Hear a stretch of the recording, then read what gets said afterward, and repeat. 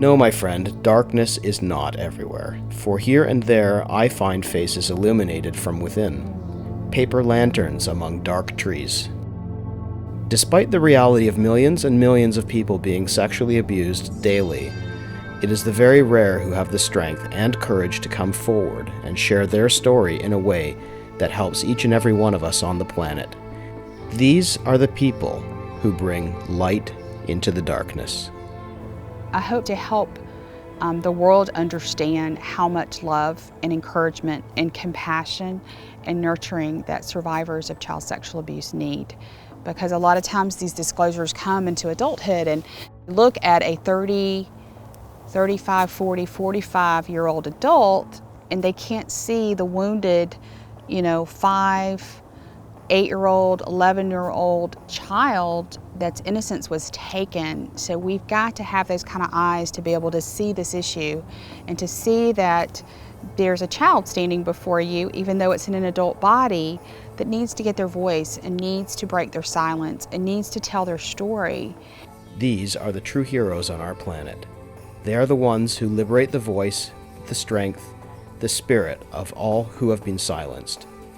These are the bearers of the paper lanterns. When you're a survivor of child sexual abuse, you're always looking for someone to step in to rescue you.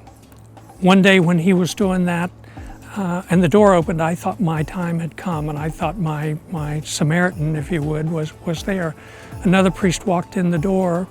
It turns out the two of them were kind of partners in this whole process, and they really doubled up on me. What shocks me so much is not the fact that children are abused, whether they be boys or girls. It's not the numbers and the fact that it happens. It's the everyday ordinariness of it. Because when you're talking about millions and millions of men, it's an ordinary experience. So what does that mean? That means that when you go to work, or you're sitting on a subway car, look around in the subway car, 40 men in that subway car are carrying a story. Since 1998, the Gatehouse has been a safe place for people who have been traumatized by childhood sexual abuse to find their voice and heal in community. It started when I was about 10 years old, and the abuse took place daily. And so it continued for quite a long period of time. And then one day my mom was home and she walked by the room and saw what was happening. And she let out a cry and continued walking. The only thing that happened was I got locked in my room for the next 2 years.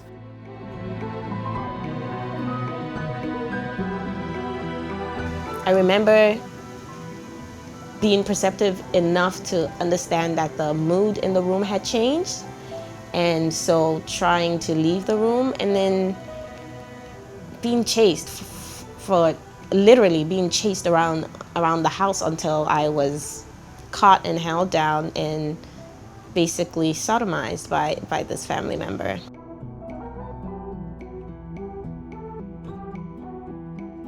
It was an older boy that was from our neighborhood, our group. I was approximately 8 years old. My father used to own a restaurant, and the abuse happened for a few years.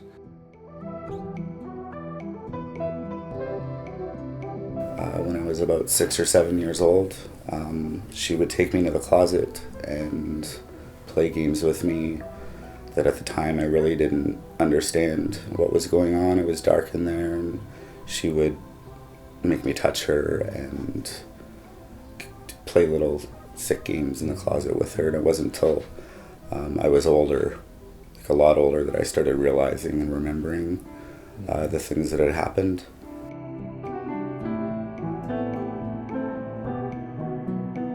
Well, the abuse happened between the ages of 5 and 15.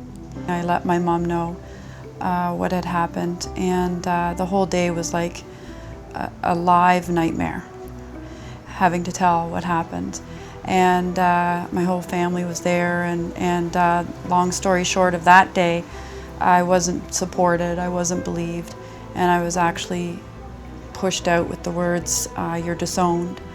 Well, the sexual abuse started, could have been when I was a baby, probably by at least 1 year old. He was 13 years older than I was. The sexual abuse continued. well into my adult years. I could not emotionally break away from him. The abuse started as a baby in the bathtub, in the baby bath. There was nowhere to protect me. You know, my father was an alcoholic. Oh, geez, memories I don't care, really hard to bring up and think about all the time. But I will tell you, it first started off when I was about 7 years of age. And it was by a male perpetrator. And how do I say this? I had multiple abusers. And I can even say that I was even abused by a woman. It was hard. God, it was hard. I don't know.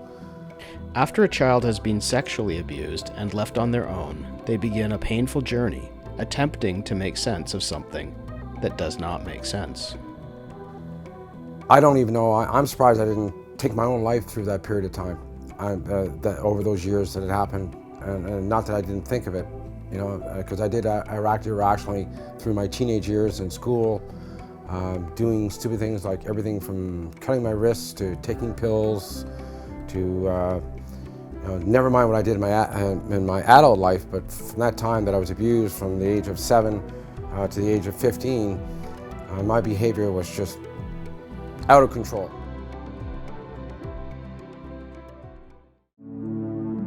We lose our voice with the belief that it was our fault, and that we will hurt others, even the one who has brought horror into our life. We lose our voice with the belief that we are the only one that this has happened to, and therefore we are alone. I had carried a lot of the shame and the guilt, and I think a lot of survivors just simply get caught in this lie that somehow they caused it, or somehow it was consensual, or they didn't tell, so then in the not telling, you go through this vicious cycle of why didn't I tell, and then of course society kind of heaps that shame back on you because they ask you why you didn't tell. So I think, like a lot of survivors, just realizing that I didn't deserve what happened to me and I shouldn't bear the shame, and I was frankly a child. I didn't have any power. Imagine the courage it must take for a person to come out and tell the truth about what has been happening to them, to tell their deepest, darkest, most shameful secrets. When I broke emotionally. I kind of froze in that moment. I didn't know what I was going to do, but I knew in that moment I would never be touched again.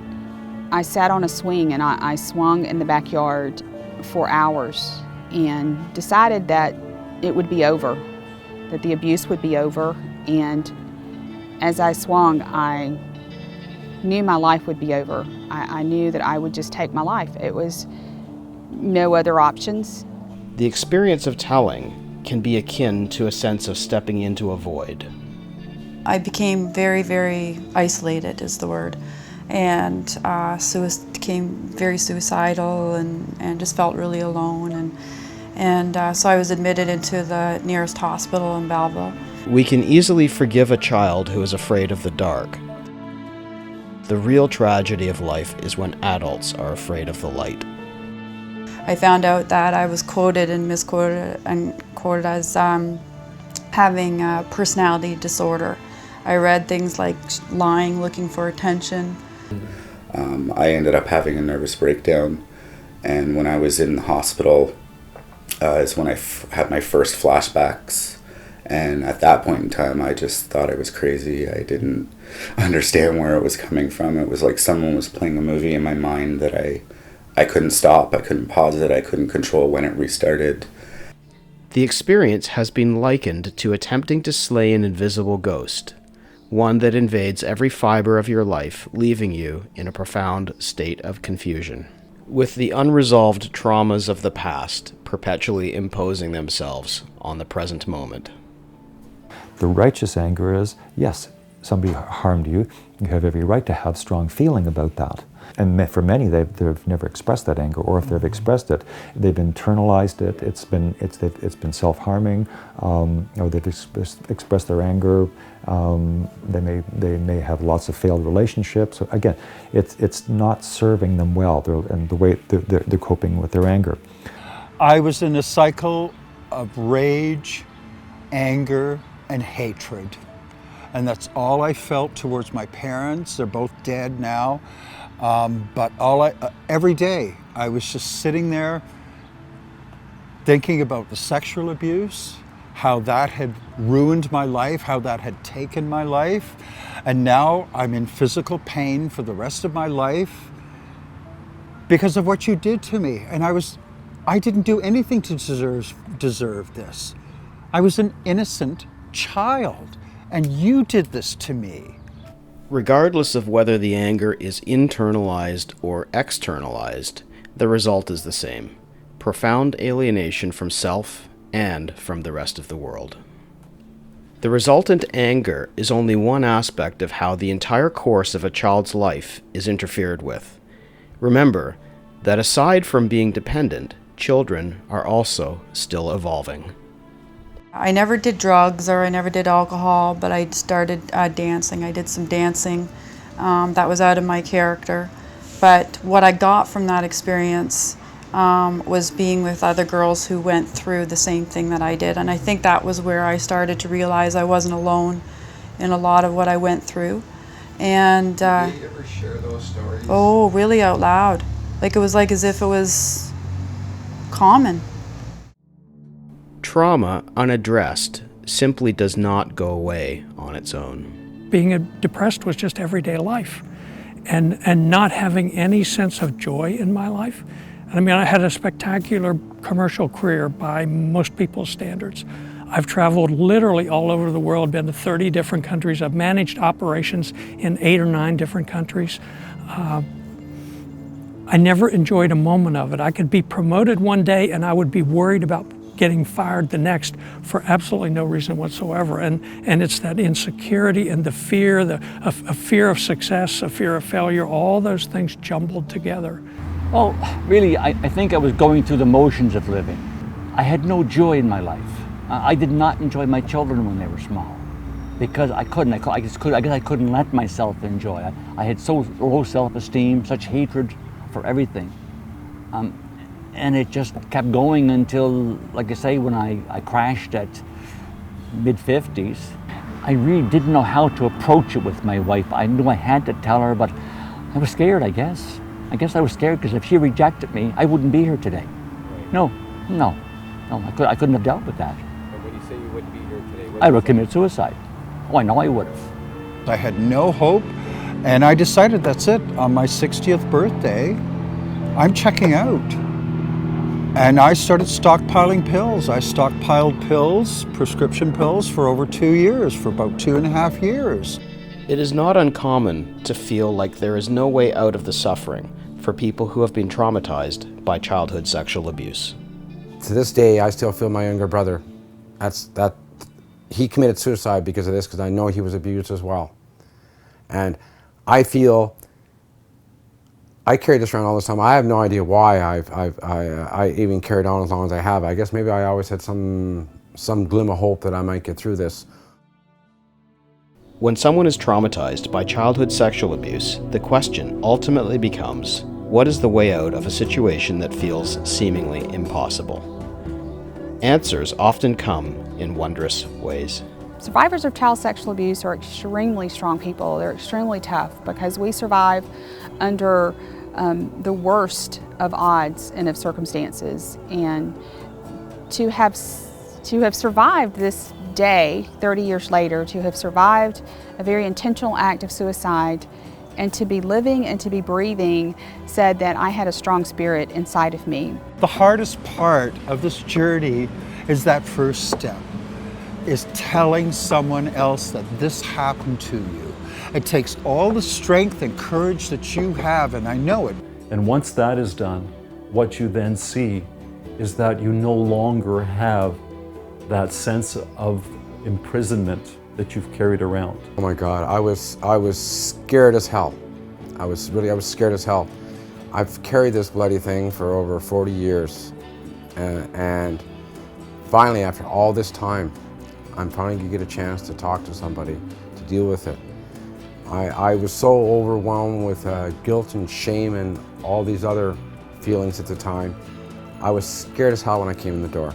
You know what you've gone through, and then to hear other men say exactly the same thing that you're feeling, or your anxieties, your lack of friends, your lowest self-esteem, and you suddenly realize, my God, that happened to everybody. It's not just me.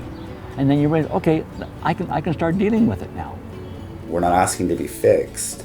I just want to be heard. You know, listen to my story.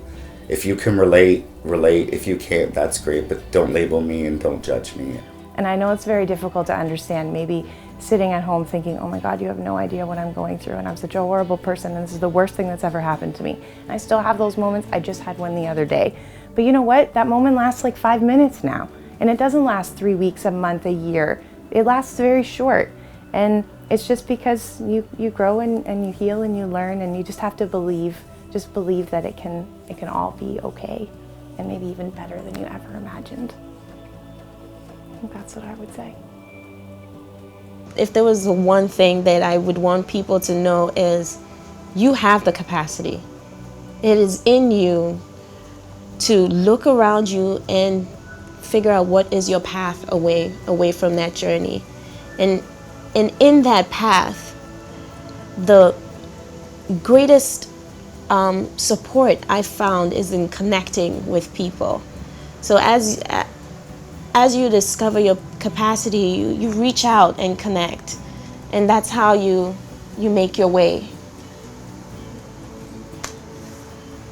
That's what I would say. What is done at the Gatehouse is profoundly simple. Creating the space for human beings who have been harmed by childhood sexual abuse to be embraced by empathy and compassion. This is not therapy, and it's not analysis. This is simply the liberation of voice, capacity, and spirit. It's really interesting to watch the transformation in that 15 weeks and to see people move from such fear and hopelessness sometimes, despair that there could ever be any difference in their life. And that's the magic of what group is. Just giving them a voice, which is what you do, and empowering them and allowing them to share their stories without judgment and without imposing guilt or shame on them, that's more powerful than any pill or anything out there. To see them opening them up and telling their story in their words is a very powerful thing to be part of it. I felt honored to be part of their recovery. There are 3 truths. The first is that childhood sexual abuse happens pervasively everywhere. The second is that we, in general, don't believe the first truth. And the third is that we all have the capacity to illuminate the silence. The simplicity of the third truth is profoundly ironic. Light sometimes has to go where there's darkness if we want to create light. And I'm very similar to Fred. I can see now that there's lights everywhere. Where at one time I thought there was no way in my lifetime I would see those lights. So, you know, and I'm often reminded too is that it not only takes a person and a family in a village, but it takes a country and the planet to grow together. And with you guys going out and speaking to 200 different countries, it brings that normalization that we're all in this together, we're all interconnected, and then the compassion. We want to heal together. In some ways what we're doing is we're liberating people's ability to experience love in their, like a real, true, honest human experience of love. But underneath all that pain, all that suffering, all that guilt, all that shame, none of it is your guilt and shame. Underneath that is the person you were always supposed to be, that you were meant to be, that you started out being, that you came into this world being. Underneath all of that is the real you. You're worth it.